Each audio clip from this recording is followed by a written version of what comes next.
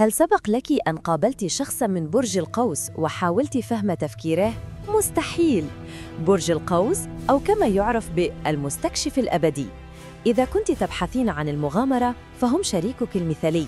إليك 3 حقائق سريعة عنهم. 1. يحبون الحرية، يكرهون الروتين والقيود.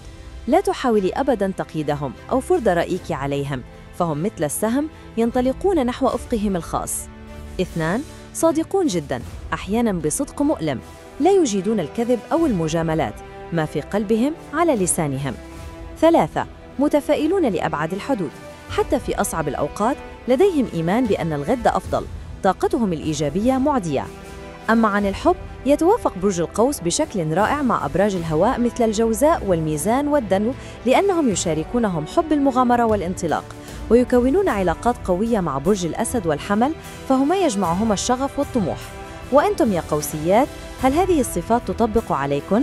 شاركينا في التعليقات ما هي أكثر صفة تعبر عنك، وإذا كان لديك صديقة من برج القوس أرسلي لها الفيديو الآن. لا تنسي متابعتنا للحصول على معلومة جديدة كل يوم، ولا تنسي الإعجاب والاشتراك في قناة سلمى المرأة العصرية.